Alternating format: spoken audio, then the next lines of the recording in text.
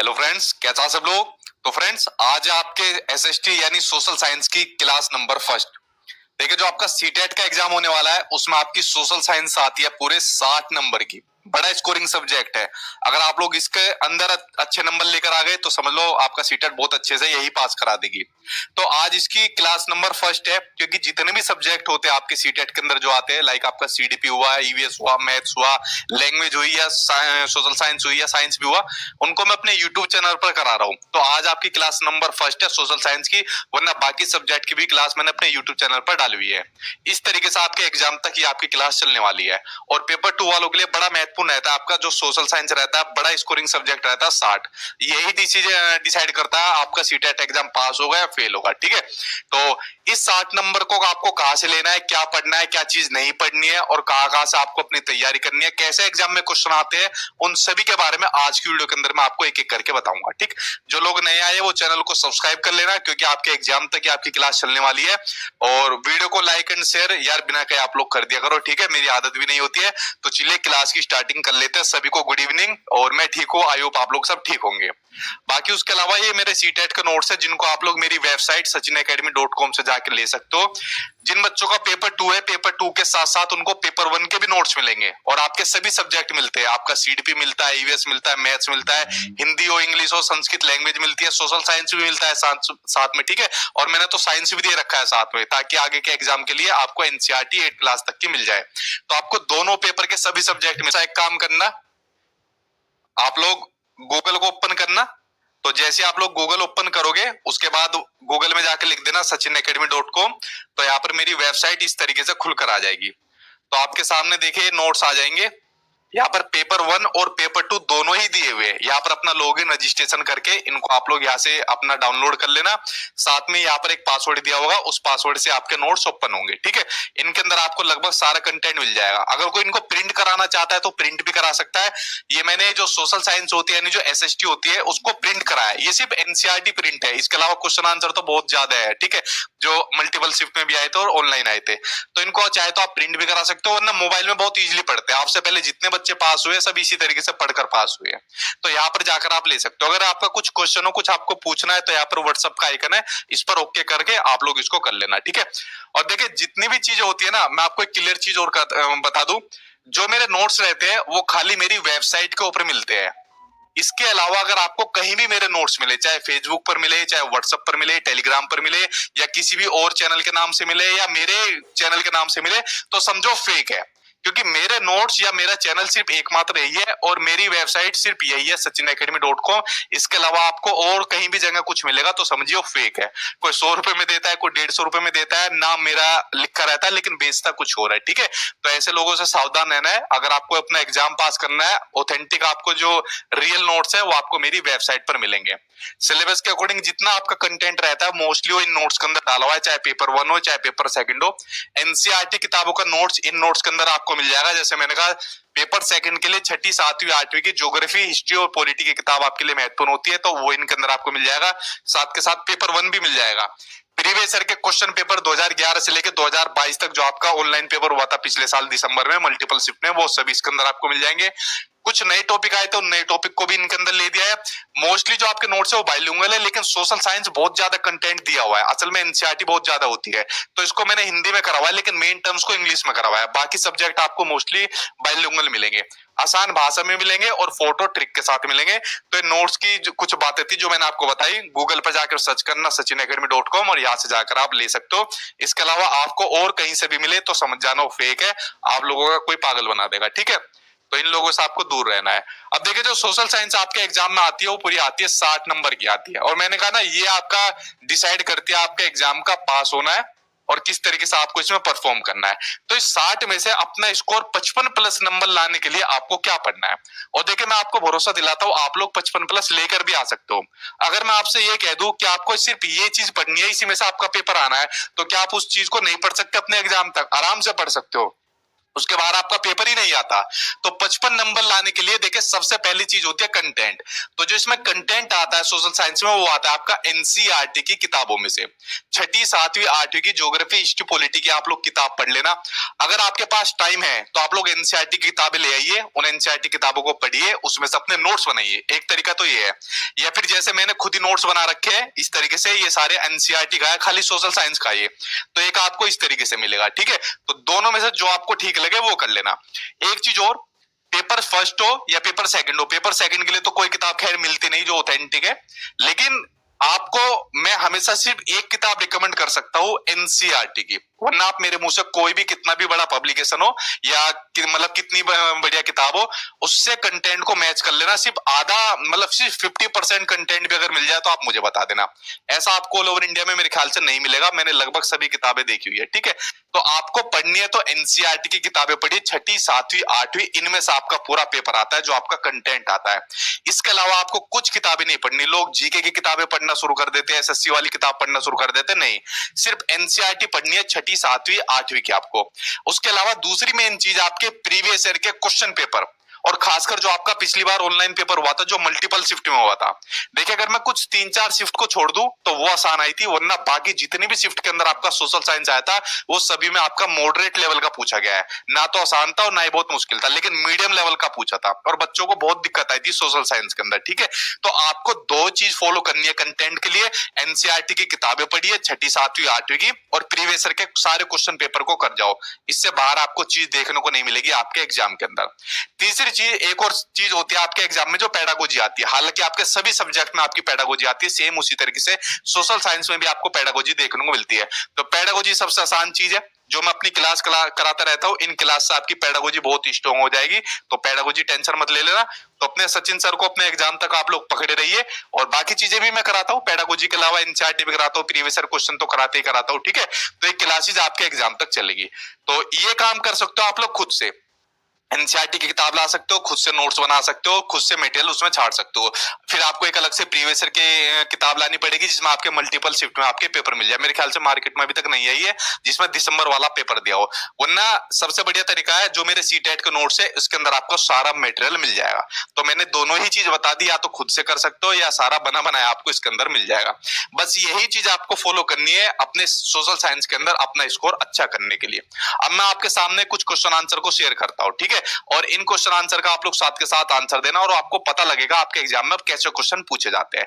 मैंने आपको बता दिया सोशल साइंस के लिए आपको क्या करना है, एनसीईआरटी और प्रीवियस ईयर के क्वेश्चन आंसर, बस दो चीज के अलावा कुछ नहीं। दूसरा अपने सचिन सर को पकड़े रहना। ठीक है, ये सब चीज आप लोग कर लेना, वरना नोट्स और प्लस जो भी है उनको कर लेना आप लोग। चलिए पहला क्वेश्चन सामने आपकी स्क्रीन पर आ गया, साथ के साथ आप लोग भी आंसर देते रहना कि आप लोगों के क्या क्या आंसर है। तो पहला क्वेश्चन आपके सामने स्क्रीन पर आ गया। ठीक, इसमें कमेंट क्यों नहीं आते, छुप जाता है बार बार। एक सेकंड रुको, आपके कमेंट कम दिख रहे हैं, एक सेकंड। हाँ अब आइए, देखिए पहला क्वेश्चन जो सामने आपकी स्क्रीन पर आ गया कि टैगोर के रविंद्रनाथ टैगोर जी की बात हो रही है, टैगोर के शिक्षा संबंधी विचारों के बारे में कौन सा कथन सही है। सीटेट के एग्जाम में बहुत क्वेश्चन पूछा जाता है आपके रविंद्रनाथ टैगोर से। अब देखिए जो एनसीईआरटी की किताबों में रविंद्रनाथ टैगोर के बारे में बताया हुआ है, हालांकि कई फेमस पर्सनैलिटी के बारे में बताया हुआ है, तो उसी में से किसी ना किसी फेमस पर्सनैलिटी के बारे में आपसे एग्जामिनर क्वेश्चन पूछ लेता है। तो रविंद्रनाथ टैगोर से जो क्वेश्चन आता है देखिए वो क्या आता है। तो रविंद्रनाथ टैगोर आप सभी को पता है कहाँ के रहने वाले थे, कोलकाता के रहने वाले थे। कहाँ के, कोलकाता के रहने वाले थे। कोलकाता से लगभग 100 किलोमीटर दूर इन्होंने अपना एक स्कूल भी खोला था। कोलकाता से लगभग 100 किलोमीटर दूर इन्होंने अपना एक स्कूल भी खोला था। और उसके अलावा 1901 में इन्होंने शांति निकेतन की स्थापना भी की थी। किसकी, शांति निकेतन की भी रविंद्रनाथ टैगोर ने स्थापना की थी। हमारे देश का जो राष्ट्रीय गान है वो भी इन्होंने लिखा। हमारे देश के साथ साथ बांग्लादेश का भी राष्ट्रीय गान इन्होंने लिखा। देखो हमारे देश का तो आपको पता है जनगणमन, बांग्लादेश का राष्ट्रीय गान कमेंट बॉक्स में आप लोग बताइए। ठीक है, तो ये भी इन्होंने लिखा था। उसके अलावा रविंद्रनाथ टैगोर को नोबेल पुरस्कार भी मिल चुका है। इनको नोबेल पुरस्कार मिल चुका है। वो किस रचना के लिए मिला था, हालांकि इन्होंने बहुत सारी रचनाएं लिखी थी, लेकिन जो सबसे फेमस थी वो थी आपकी गीतांजलि। तो गीतांजलि के लिए इन्हें नोबेल पुरस्कार मिल चुका है। उसके अलावा इन्हें नाइटहुड की उपाधि भी दी थी। ये आपके सीटेट के एग्जाम में क्वेश्चन पूछा गया था। इन्हें नाइटहुड की उपाधि दी थी, ये सम्मान दिया था, ठीक है, अंग्रेज लोग ही ये सम्मान देते थे, लेकिन इसने इस उपाधि को वापस लौटा दिया था इन्होंने। क्यों? जो जलियांवाला बाग जो कांड हुआ था ना, जो जलियांवाला हत्याकांड जो हुआ था, ठीक है, जलियांवाला जो हत्याकांड जो हुआ था, जलियांवाला बाग का हत्याकांड जिसमें हमारे देश के बहुत से लोगों को मार दिया गया था, ठीक, जो आपके अमृतसर के करीब में पड़ता है, तो उसके इस हत्याकांड के बाद इन्होंने अपनी नाइटहुड की जो उपाधि थी वो वापस लौटा दी थी, ठीक है, ले जाओ अपनी नाइटहुड की उपाधि को। तो कुछ बातें इनसे संबंधित है जो मैंने आपको रविंद्रनाथ टैगोर से संबंधित बताई। अब देखिए, आपके सीटेट के एग्जाम में एक बड़ा महत्वपूर्ण चीज पूछी जाती है कि जो रविंद्रनाथ टैगोर है वो शिक्षा के संबंध में ये कहते थे कि बच्चों को प्राकृतिक वातावरण में शिक्षा दी जाए। बड़ा महत्वपूर्ण पॉइंट है, सबसे ज्यादा सीटेट में यही आया है, ठीक है, इंपोर्टेंट लगा लेना इसके ऊपर, कि बच्चों को प्राकृतिक वातावरण में शिक्षा दी जाए और उनको सृजनात्मकता अधिगम यानी क्रिएटिव लर्निंग के माध्यम से पढ़ाया जाए या उनको सिखाया जाए। सबसे ज्यादा इनमें अभी तक सीटेट में यही क्वेश्चन पूछा गया है, रविंद्रनाथ टैगोर से जुड़ा हुआ क्वेश्चन है, ठीक है।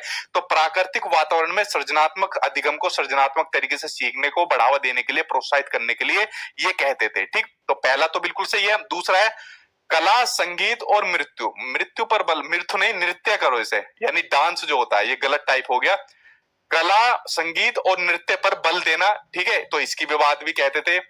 उसके अलावा पाश्चात्य सभ्यता, जो वेस्टर्न जो कल्चर होता है, और विज्ञान और तकनीकी आलोचना करते थे, नहीं, इसकी आलोचना इन्होंने नहीं करी। तो सिर्फ आंसर आपका पहला और आंसर दूसरा सही है, यानी पहला ऑप्शन सही है, ए और बी आपका आंसर सही हो जाएगा।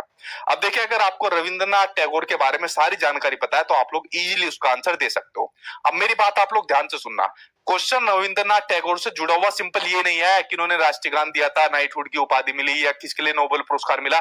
शिक्षा के क्षेत्र में इन महान हस्तियों ने क्या क्या काम किए थे, शिक्षा के क्षेत्र में इनके क्या क्या विचार थे, तो उनसे संबंधित क्वेश्चन आपके एग्जाम में पूछे जाते हैं। जैसे रविंद्रनाथ टैगोर से पूछा गया, ये एनसीईआरटी की किताब में आपको दिया हुआ है, ठीक। आप लोग मेरी बात समझ रहे हो कि कैसे क्वेश्चन आपके एग्जाम में आते हैं, और पेपर आना पूरा एनसीईआरटी से, इससे बाहर आपका पेपर नहीं आना। अगर आपने डिटेल में एनसीईआरटी पढ़ ली या फिर डिटेल में नोट्स में एनसीईआरटी और प्रीवियस ईयर के क्वेश्चन कर लिए, उससे बाहर चीज नहीं आएगी, ठीक। चलिए बढ़ते हैं आपके नेक्स्ट क्वेश्चन की ओर। अगला क्वेश्चन सामने आपकी स्क्रीन पर आ गया। नेक्स्ट क्वेश्चन आपके सामने दिया हुआ है कि पंचायती राज संस्थानों को उनकी जन भागीदारी के आरोही क्रम में यानी असेंडिंग क्रम में, बढ़ते हुए क्रम में आपको लगाना है, ठीक है। चलो देखते हैं पहले नंबर पर क्या होता है, पंचायत, ग्राम पंचायत, जिला पंचायत। देखिए पहले नंबर पर होता है ग्राम पंचायत, ठीक है, जो ग्राम पंचायत सदस्य बनाया जाता है, प्रधान बनाए जाते हैं। तो इन सभी की आपको पता है विशेषताएं क्या होती है, बनने के लिए क्या चाहिए कि भारत का नागरिक होना चाहिए, दिवालिया नहीं होना चाहिए, कम से कम इसकी उम्र 21 साल होनी चाहिए। आपके सीटेट के एग्जाम में क्वेश्चन ये पूछा गया था कि जो मनरेगा के अंदर लोगों को काम दिया जाता है, मनरेगा के अंदर, ठीक है, जो लोगों को काम दिया जाता है तो वो किसकी जिम्मेदारी होती है, तो वो जिम्मेदारी होती है आपके ग्राम पंचायत सदस्य की जिम्मेदारी होती है। ये क्वेश्चन सीटेट में पूछा गया था। तो सबसे पहले होती है ग्राम पंचायत पहले लेवल पर। ग्राम पंचायत के बाद दूसरे ऊपर आता है आपका पंचायत समिति आता है, ब्लॉक ऑफिस आता है, और तीसरे नंबर पर आता है आपका जिला परिषद आता है, ठीक है, जिला परिषद सदस्य भी चुना जाता है, 5 साल के लिए आपका चुना जाता है। तो असेंडिंग ऑर्डर में आपका इस तरीके से बन जाएगा। तो ये बनेगा आपका बी, ए और सी, बी, ए और सी, आंसर आपका थर्ड वाला आंसर आपका सही हो जाएगा, ठीक है। तो ये क्वेश्चन आपका इस तरीके से पूछा जाएगा। इनके बारे में डिटेल में भी पूछ सकता है।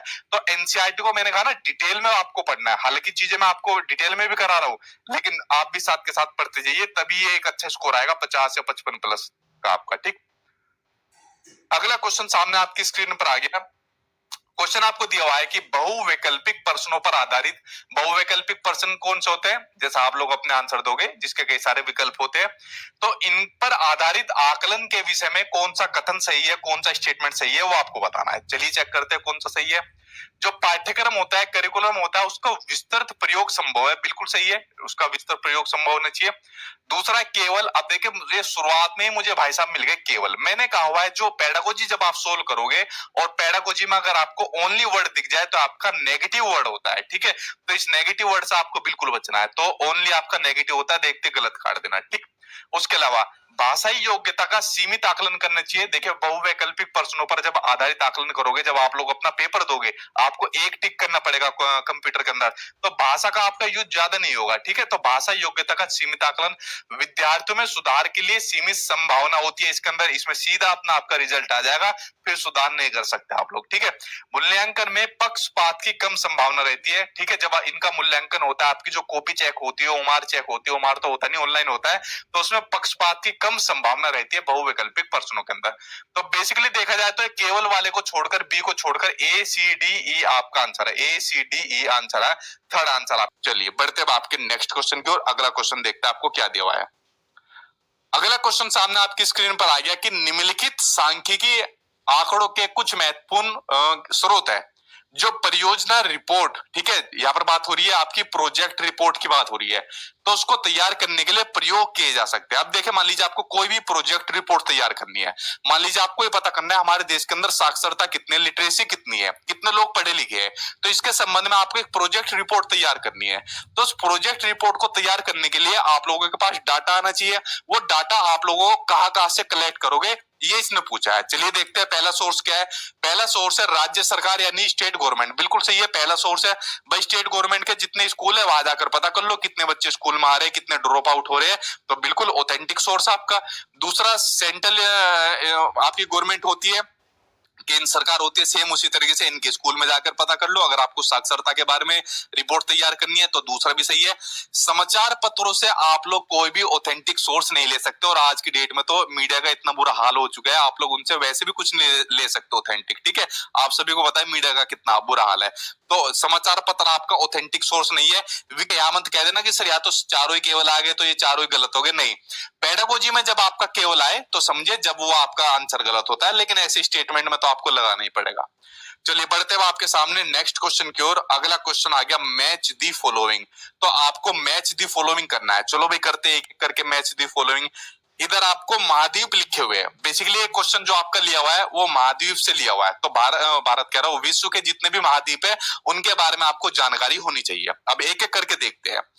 विश्व की सबसे लंबी नदी, विश्व की सबसे लंबी नदी कौन सी आपकी, नील नदी। कौन सी आपकी विश्व की सबसे लंबी नदी, नील नदी, जिसकी कितनी दूर वो है, इसकी डिस्टेंस कितना है, 6650 किलोमीटर। बोल क्या रहा हूं मैं, लिख क्या रहा हूं, 6650 किलोमीटर, ठीक है। तो ये विश्व की सबसे लंबी नदी है जो आपकी अफ्रीका से होकर गुजरती है। तो अफ्रीका कौन सा है, इसमें पहला ही अफ्रीका है, ठीक है। तो ये आपका मैच था फॉलोइंग पहले से हो गया। अगला आपका विश्व की सबसे बड़ी नदी। अब देखो एग्जामिनर ने कैसे फंसाया, अब लंबी में और बड़ी में क्या अंतर बच्चा ढूंढेगा, ठीक है। ऑप्शन के अकॉर्डिंग देखो, अंटार्कटिका में कोई नहीं है, ऑस्ट्रेलिया में नहीं है, साउथ अफ्रीका में है। साउथ अफ्रीका में इसके बाद कौन सी आपकी जो अमेजन नदी है, जो आपकी अमेजन नदी है, ठीक है। उसके अलावा स्थानीय मानव निवास नहीं है, जहां पर मानव के निवास नहीं है स्थायी, तो यहाँ पर जहां पर मानव नहीं रह सकता वो कौन सा है, वो है आपका अंटार्कटिका, इसमें मानव नहीं रह सकता, ठीक है, इसमें आपका मानव नहीं रह सकता। उसके अलावा द्वीपीय महाद्वीप किसको कहा जाता है, द्वीपीय महाद्वीप कहा जाता है ऑस्ट्रेलिया का दूसरा नाम है द्वीपीय महाद्वीप। बेसिकली सबसे छोटा महाद्वीप भी आपका ऑस्ट्रेलिया होता है, ठीक है, इसी का दूसरा नाम है द्वीपीय महाद्वीप। तो ये क्वेश्चन जो आपका पूछा गया महाद्वीप वाले चैप्टर से था, इसलिए आपको सभी महाद्वीप की नॉलेज होनी चाहिए, ठीक है। अब इसमें से अपना आंसर लगा देना आप लोग, इतना काम तो कर सकते हो। चलिए बढ़ते अब आपके सामने नेक्स्ट क्वेश्चन। अगला क्वेश्चन सामने आपकी स्क्रीन पर आ गया। चलिए अगला क्वेश्चन, पहले ही आंसर आ गया, ठीक है, फोटो सामने आ गई तो पहले ही आंसर आ गया आपके सामने। चलिए अब इस क्वेश्चन को पढ़ते हैं। एक सेकंड, आज आपके कमेंट भी सही से नहीं दिख रहे। तो पहला क्वेश्चन जो आपके सामने स्क्रीन पर है कि तटीय प्रदेशों और शुष्क प्रदेशों में मृदा संरक्षण की बात हो रही है, सोइल कंजर्वेशन की बात हो रही है, ठीक है। इसका सबसे उचित तरीका कौन सा है, जो तटीय प्रदेश होते हैं और शुष्क प्रदेश होते हैं, जैसे हमारे देश के अंदर बात करें, जैसे मान लीजिए राजस्थान के अंदर, ठीक है, तो राजस्थान के अंदर जो मृदा संरक्षण का सबसे बढ़िया तरीका क्या है, खेतों को बचाने का क्या तरीका है, सबसे बढ़िया तरीका है जो खासकर आपके सीटेट के एग्जाम में सबसे ज्यादा पूछा जाता है, शेल्टर बेल्ट यानी कि रक्षक मेखलाएं। अब देखिए आप लोग सामने आपकी स्क्रीन पर खेत देख रहे हो ना, ये खेत बना हुआ है, और यहाँ पर आप लोग देख रहे हो ये पेड़ लगाए हुए हैं, ये देखिए, ये आप देख रहे हो ना, ये पेड़ लगाए हुए हैं, यहाँ पर ये लगी हुई कतार से आपको दिख रही है, एक लाइन में पेड़ों की कतार यहाँ पर ये दिख रही है, ठीक, ये पेड़ों की कतार दिख रही है ना आपको, यहाँ पर ये दिख रही है। तो बेसिकली जो पवन चलती है, हवा चलती है, उससे बचाव करने के लिए इन पेड़ों को लगाया जाता है ताकि मृदा संरक्षण का को उचित तरीके से, प्रभावशाली तरीके से किया जा सके। ठीक है, तो ये होती है आपकी शेल्टर बेल्ट यानी कि रक्षक मेखला है। नाम से पता चल रहा है रक्षक, ये पेड़ जो होते हैं रक्षक का काम